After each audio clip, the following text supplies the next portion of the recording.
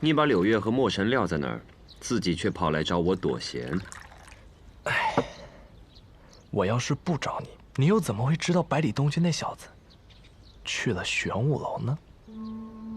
玄武楼？你说他的运气怎么能这么差呢？哎，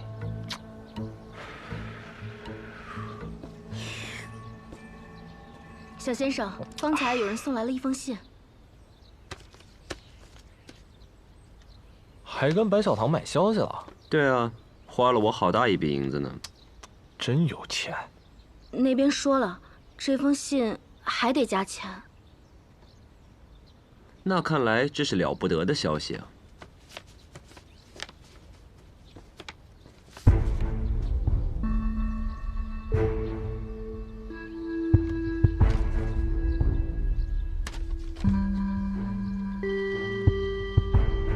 要通知停止大考吗？来不及了，去找百里东君。百里东君，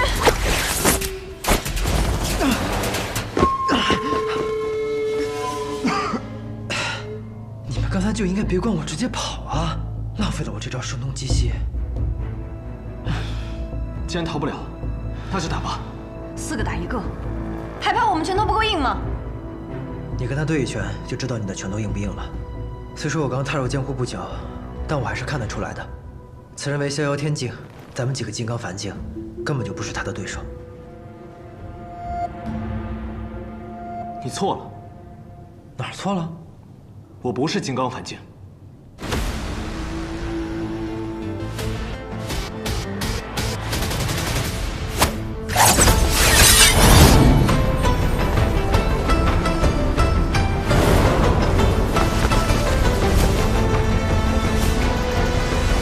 我是自在地境。那你还来办什么事啊？谁说我是来办事的？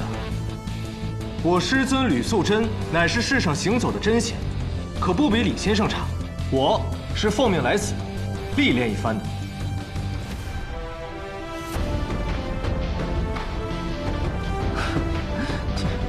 东君啊，怎么了？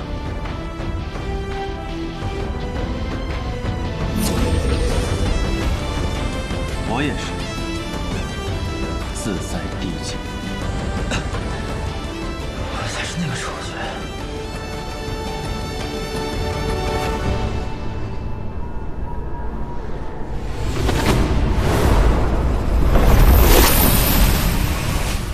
不打了，你们4个走吧。为何忽然放了我们？刚才你们有机会抛下那个用剑的小子独自逃跑，却没有那样做，我觉得很满意。所谓学堂的考核，不过是一个我满意。若要你们真的打过我，才能算作通过，那还办什么师？你们自己就可以当老师了。你们以后也需记住这一课，不管何时，都不能放弃自己的同伴。鼎之记下了，玉甲也记下了。玉甲，真是个烂名字。都说了让你小心点。前辈教训的是。哎呀，再多赠你们一句话吧，只靠你们自己的锦囊，是无法找到你们想要的东西的。所以，你们还得去找其他几队人，只有集齐4个锦囊，方能得到真正的答案。晚去不如早去。走吧。多谢前辈。谢了啊，还知道救我。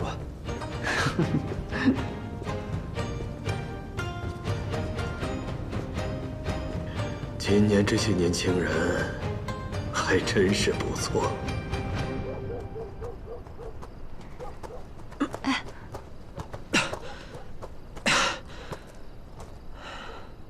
你还好吧？不太好，我体内的真气在四处乱窜。刚才那个怪人，该不会是以为我真要把那个巨剑给劈了，所以用了狠力。我得马上调息一下。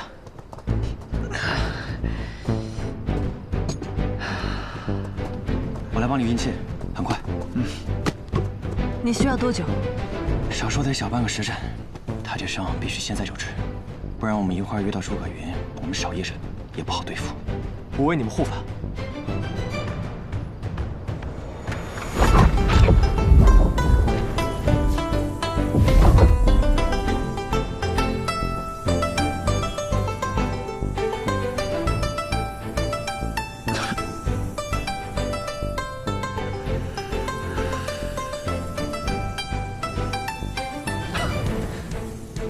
没想到你会的可真多呀！那是因为死过很多次。这先疗伤吧。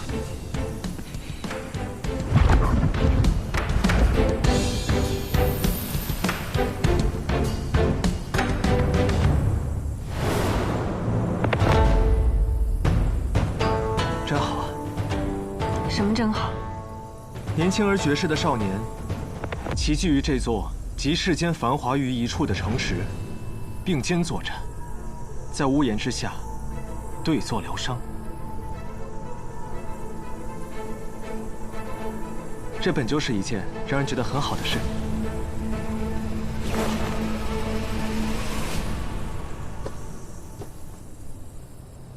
如果你们不出现的话，今日这里应该只有1队人来才对。我们探得一些消息，有人伪造身份，混入了学堂大考。不错，有个年轻人是吕素贞座下大弟子王一行，不是什么赵玉甲。不过以吕先生和李先生的关系，此事李先生早已知晓，不必大惊小怪。不是什么赵玉甲，还有其他人，只是没想到我们来晚了一步，他们走了。小先生，我们在一条小巷中发现一个小队，队内的4名考生全都死了。全都死了？那个诸葛云呢？诸葛云死了吗？是的。诸葛云死了的话，咱俩猜错了？白小棠的消息向来很准，我们去看看。诸葛云，是诸葛家的人吗？我随你们去。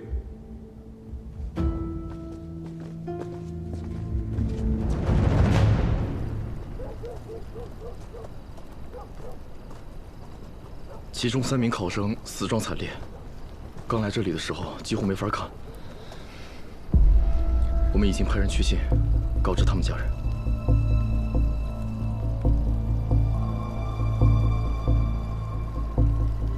这是个什么样的变态？这些考生跟他有什么冤仇？为什么要手杀无辜之人呢？诸葛云死的比较特别，尸身上也没有那么多伤。这边。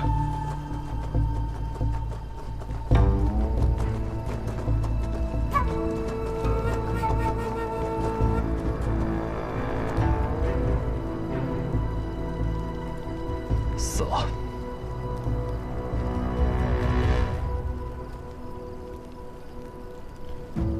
我知道了，这个凶手肯定对诸葛家是有独特的情感，不然这个诸葛云死的也不会比别人漂亮那么多。现在不是说这些废话的时候，快派仵作过来验尸。这个就是你们说的诸葛云吗？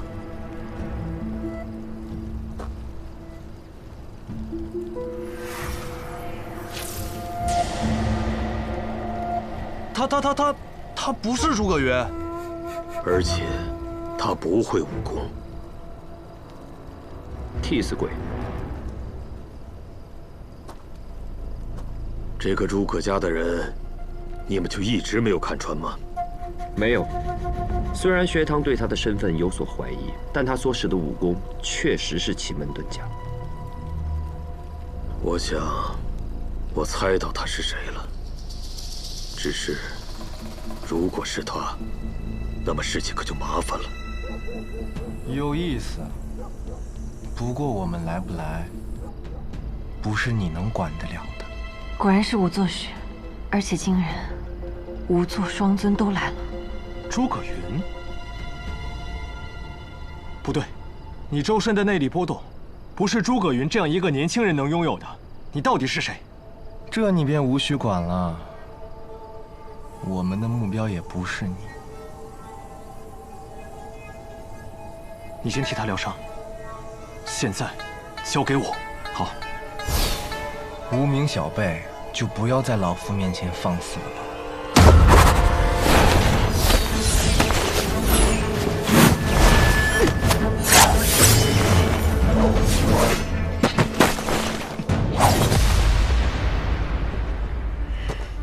无名小辈。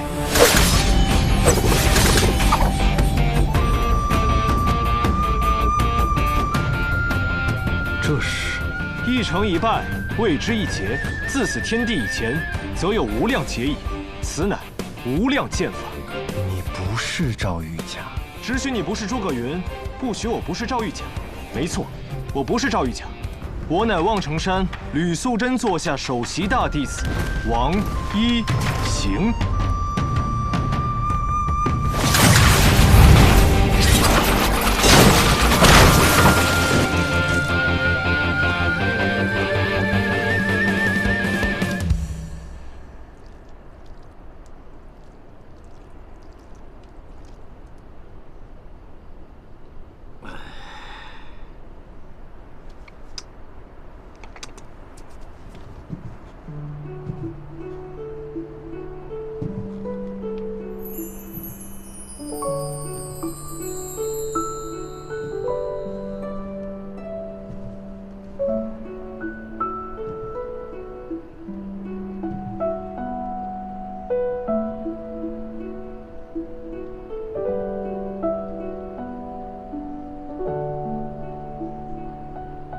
你未来的弟子正在面临强敌，生死关头，你却在这儿喝酒，打瞌睡。首先，这是天启城啊，一个武者贱如狗、高手遍地走的天启城。要说敌人有多强嘛，也不算强，因为最强的人是我，我才是天下第一。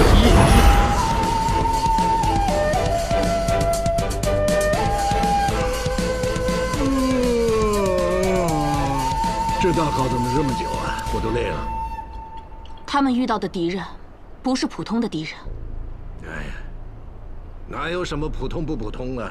敌人就分成两种，一种呢，他要杀你；一种你要杀他。遇到你要杀的人，那就磨剑10年，殊死一击；遇到他要杀你的，那就不管怎么样，能活着就好。方才若风送来的消息，你猜到那些人是谁了吗？天外之天，方外之地，也是一个曾经的王朝最后的退守之地。那个王朝，国主信奉圣天教，乃是个教国一体的王朝。当年我见过他们国主，他身边有5个武功极强的侍从，分别叫无法无天、无相无作。放到如今，每一个都算得上是绝世高手。你方才说有5个侍从，为何只说了4个名字？是啊，那是什么原因呢？果然，有你这个双瞳老儿在，就没什么好事。诸葛云，等着！之前你为何不告诉我，此次来的是无作使？多了很多胜算，难道不好吗？如今无作双尊合体，他们哪里还有命在？假装为我所伤，先静观其变。临、兵、斗、者、剑、智、力、潜、行。9字真言，有趣。出！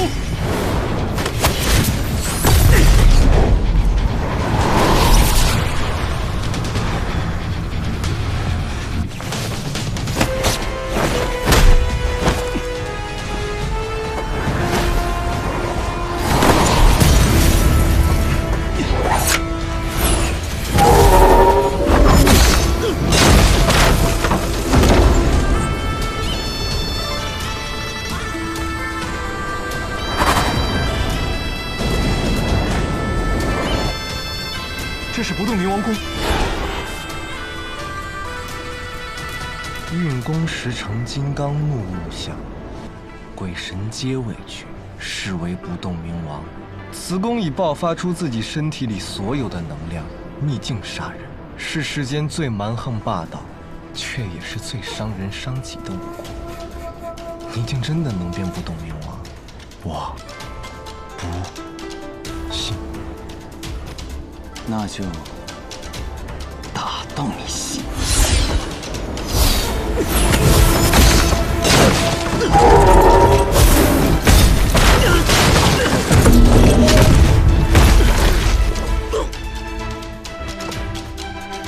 真有能耐。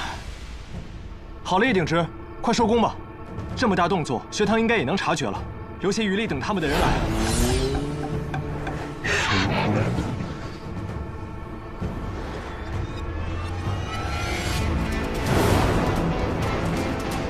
不好，他要走火入魔了。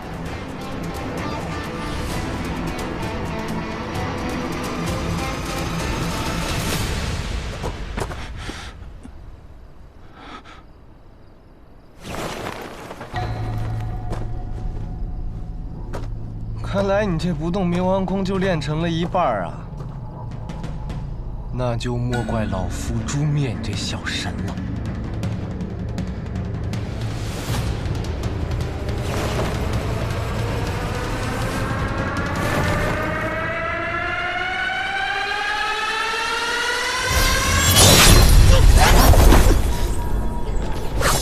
当着我的面敢动我的人！不过是受了点小伤，就容你这么放肆？等了这么久，也该轮到我这个主角登场了。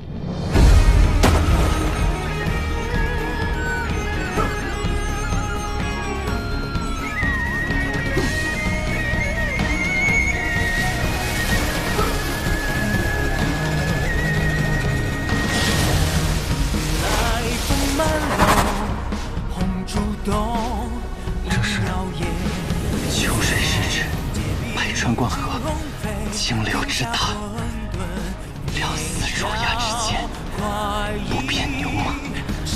好，很好。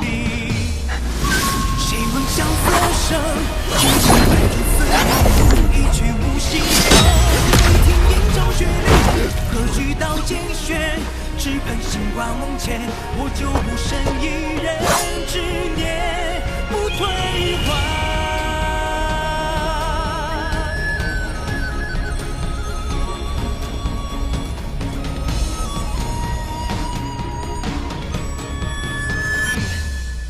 谁问萧瑟师父，你所说的大道我还没有找到，但我只能沿着你的路再走上这一段。只盼星光梦前，不就生死相许，不管世界变幻。谁说年少狂？不知天外有天，只望命运知，只要四海看见。谁说江湖险？心若浮躁苍寒，我就不剩一人执念，不退还。谁的命运只守这天？谁的月色不语这山？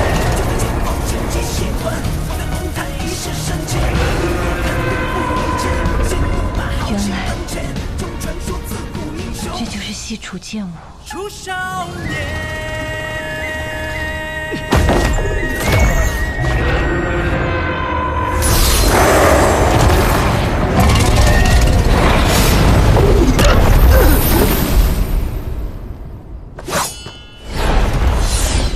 我们会再见面的。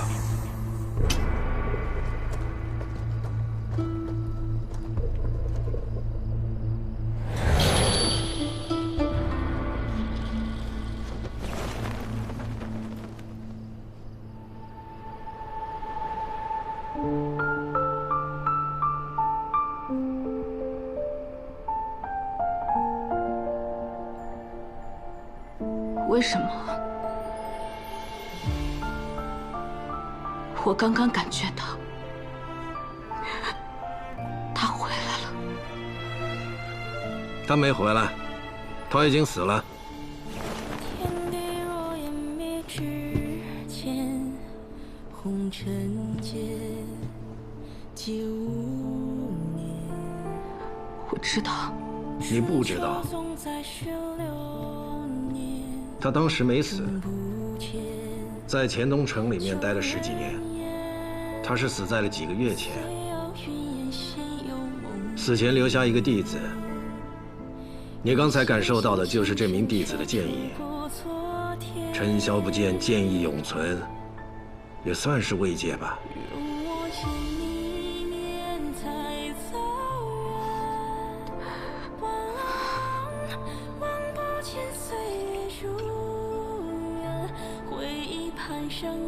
那他的那个弟子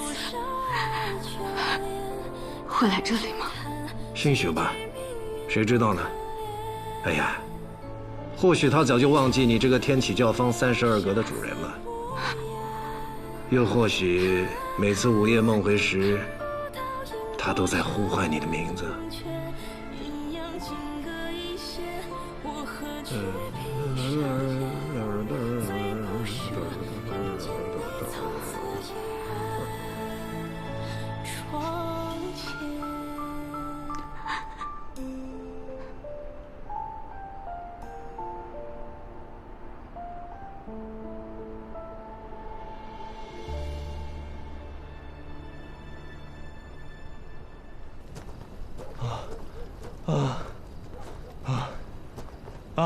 烦死了！怎么追也追不上。这家伙故意带我们绕了一圈。他是在替他们争取时间啊！这家伙还有同伙？哎，是柳月，他为什么突然召我们回去啊？只有一种可能，那就是师傅他准备接管这场考试。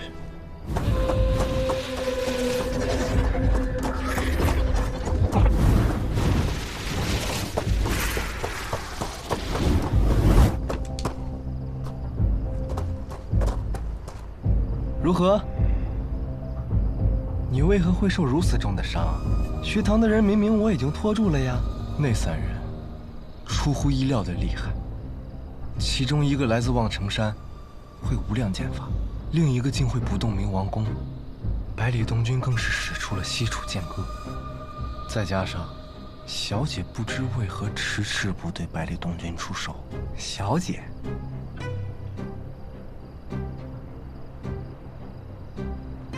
带不回百里东军，我们怎么交代呀？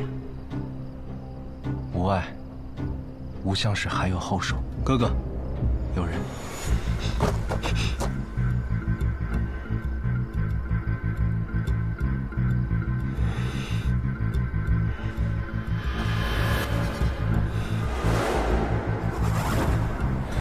还回头呢？这里呢？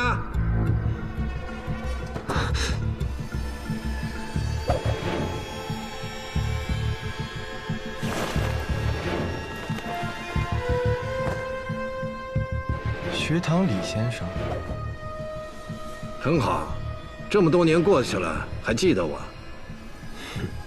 那么，就无需多说了。等一下，我们此次行程与先生并无关系，先生为何对我们下手啊？哎，你知道我为何叫李先生吗？因为我是学堂祭酒，你们动了学堂大考，还怪我为何要对你们动手，是不是很可笑啊？走一个死一个吧。学堂李先生口气果然很大。就是你了，你一直在挑衅我，不杀你，好像说不过去啊。那就来。尸体不许带走，听好了。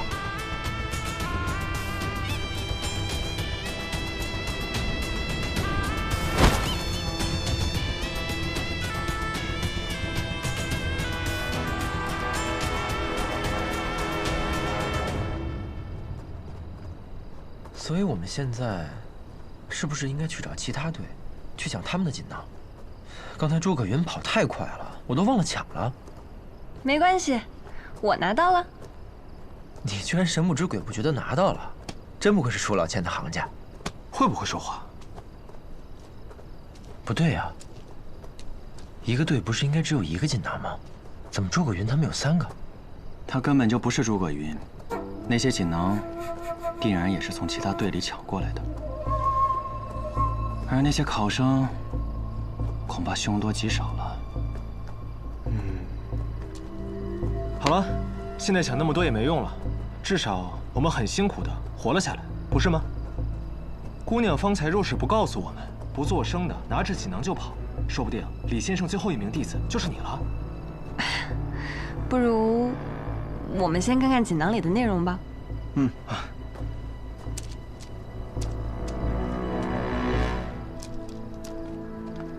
是一首诗：天不出朱雀离泣，君不见玄武临事。风中现，白虎睥睨。月不落，待谁而起？苍龙、白虎、朱雀玄武，天之四灵以争四方。王者至，宫阙殿阁取法验。这首诗既然以四兽为题，那答案便应从四兽中找。苍龙、白虎、朱雀、玄武，如今有其3。那苍龙呢？我知道了，答案就在苍龙。月不落，待谁而起？我们要去的是龙起之地。龙起之地？青龙门啊。天启城有4座城门，镇守四方，而青龙门就在皇宫之外。只不过，青龙门有2条路，我们该走哪一条啊？青龙之门，左生右死。小姐，引百里东军往右。快走！百里东军！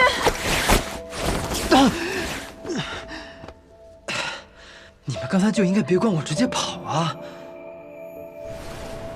往左。你们往左。我往右走，分散开来会好一些。怎么能让一个姑娘走一条路呢？我往右吧。不如我们……不可。为何？方才那些人，不知是什么来路，难免会在路上设下伏击。你们都受了伤，我伤势较轻。我往右走吧。姑娘和东军往左吧，我和一鼎之往右。放心吧，即便是这种情况下，能打过我们联手的人，也屈指可数。确实如此。这样，也好。走吧。走了。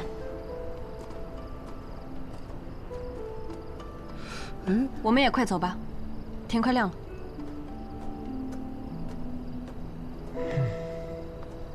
不是，这为什么不能一起走啊？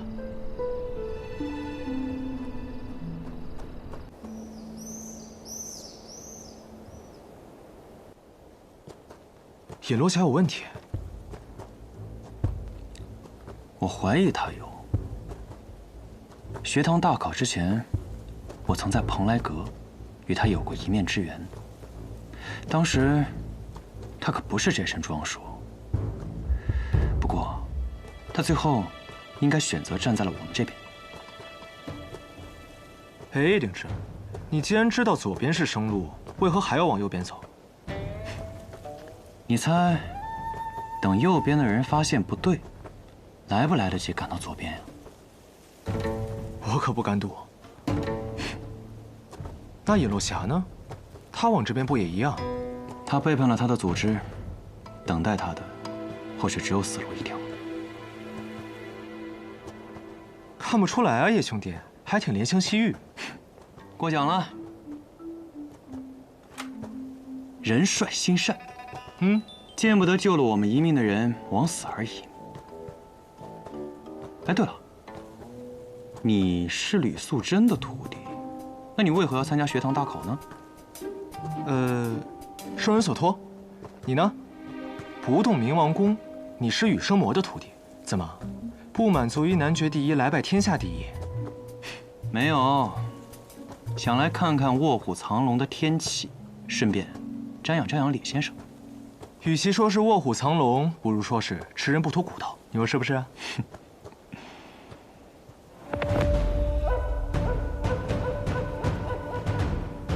此去青龙门正常需要多久？半个时辰。那便拖上他半个时辰好了。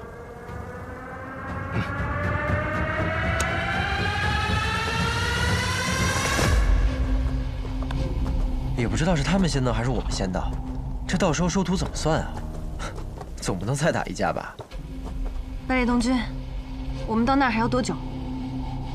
半个时辰吧。太慢了，再这样下去，你可就要辜负你的兄弟为你父显的一番好意了。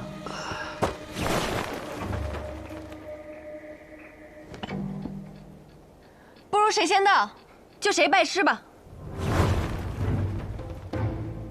你这也太赖皮了吧！论轻功，我还没输过呢。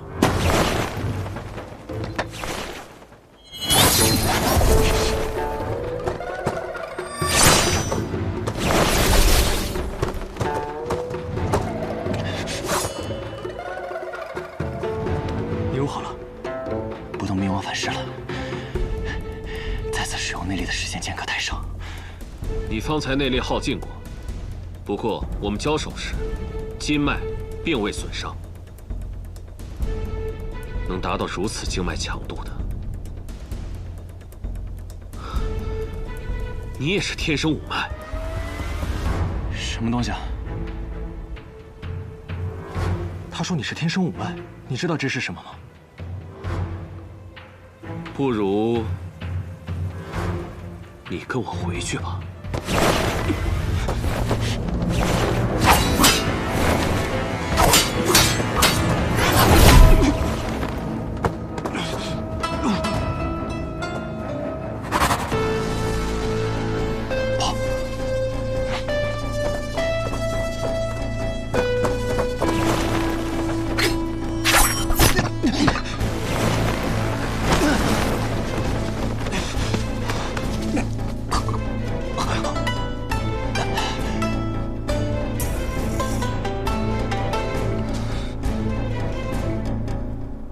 王兄，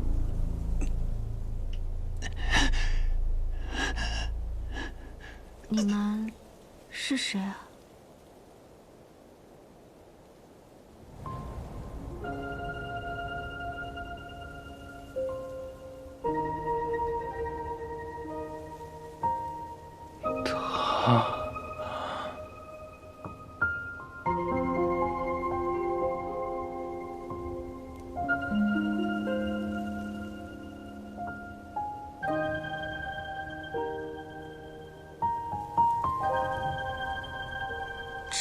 起来好面熟。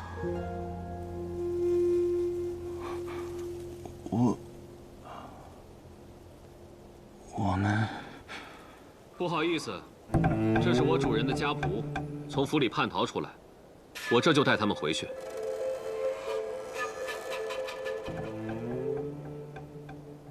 世间哪有穿成这样的家奴，又哪有武功如此高强的管家？姑娘，我劝你不要多问。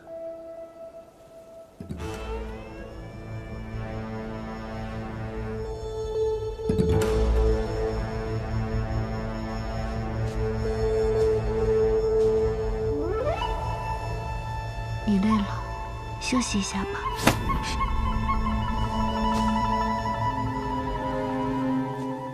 你走吧。你说什么？我说，你走吧。如果你坚持要救他，我会杀了你。哦，那就要看看你有没有这个本事了。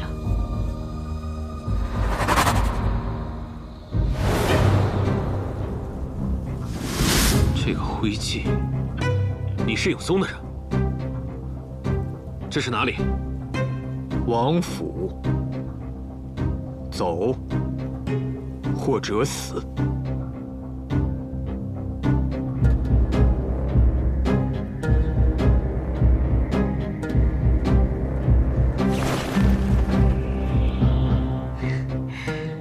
师兄果然厉害，他竟然被你吓跑了。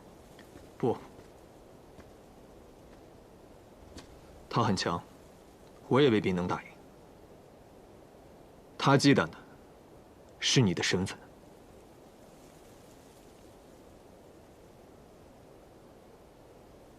师妹，这次你救下的，怕是2个大麻烦。我乐意。师兄，你可千万别跟我说出去了。好。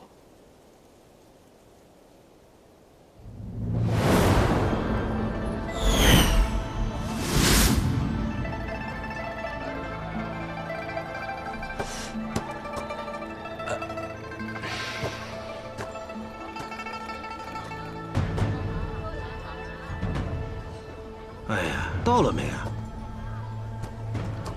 师傅，师傅，到了。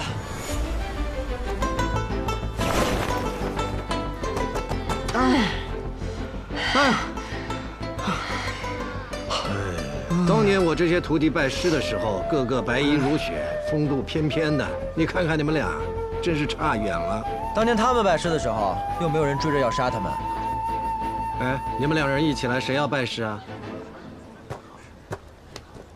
弟子尹落霞，此次大考全靠其他3人庇护，走到这里已是幸运，不敢求学堂收入。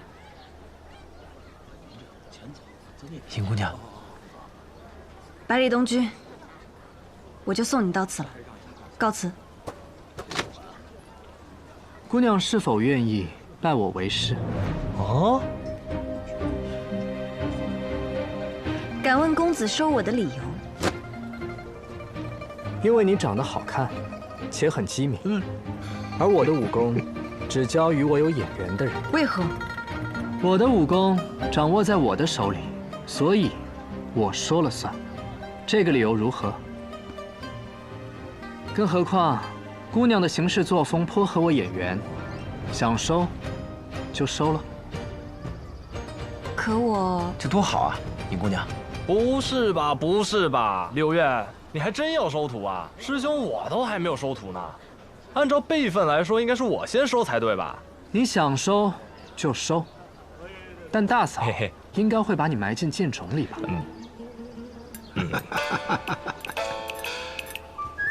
你若不愿意，那就罢了。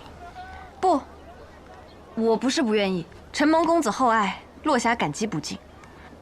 只是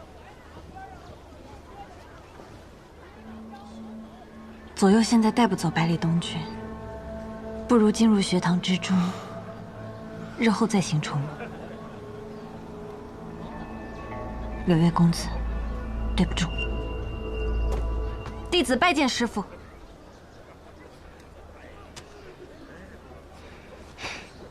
哎呀，拜个师有那么麻烦吗？哎，小子，你呢？我？我先不拜，我等人呢。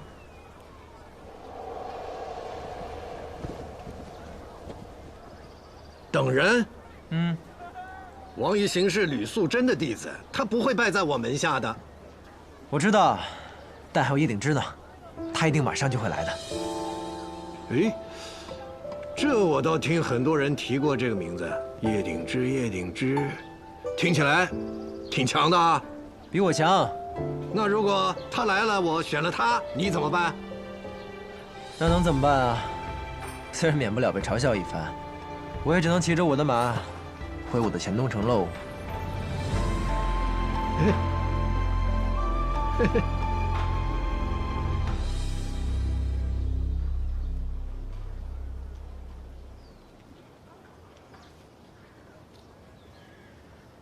你先来的，我给你一个机会。你觉得，如果你们两个同时在我面前，我应该选谁？你应该两个都选。为何？因为我们两个都很优秀啊，错过谁你都会觉得很可惜的。嘿嘿，我要告诉你一个秘密，这世上只有别人因为错过了我而觉得可惜，从来没有我因为错过任何人而可惜。初选那日，我酿了一壶酒，啊，而叶鼎之呢，烤了一只羊腿。所以呢？你怎么这么笨啊？一口酒，一口肉，难道这不是天下间第一等的快事？是啊，这的确是天下第一等快事啊！我是那酒，叶鼎之便是那肉，我们两个在一起，便是你今日最大的收获。哎呀，嘿嘿，你说的有道理。好，我陪你等。哎呀，我怎么觉得你琢磨多言的名头，很快就被百里东军抢走了？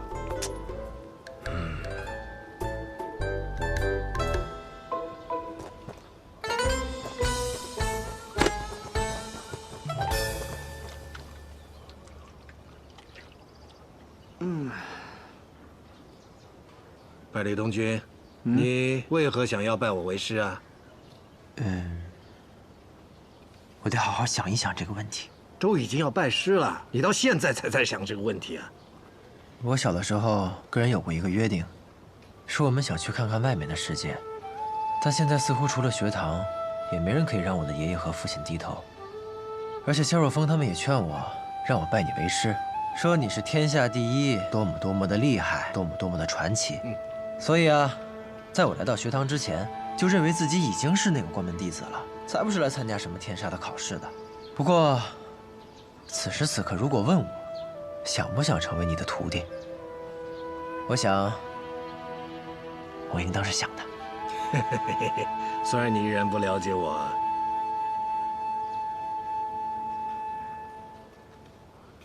我有过一个师傅了。他是我见过这世间最绝世的人。他临死前告诉我，希望我酿一壶桃花月落，挂在天启城最高的地方。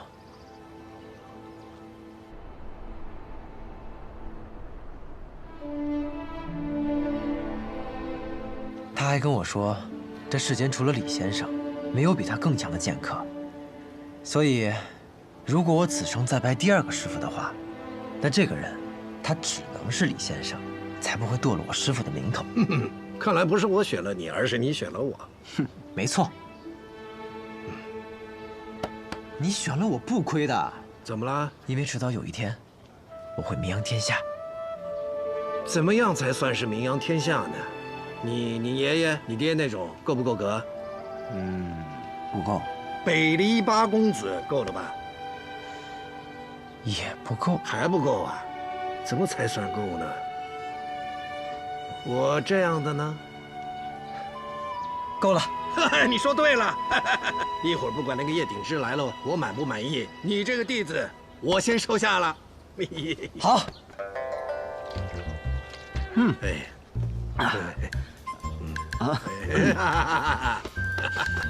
好弟子。就。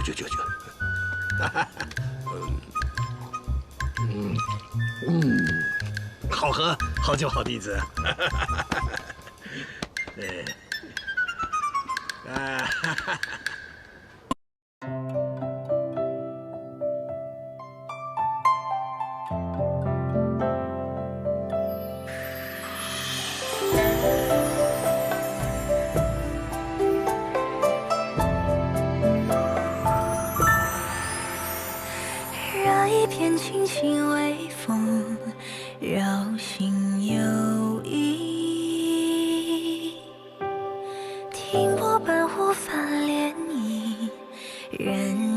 春泥，只听枝桠攘攘嬉戏，在风下懒懒。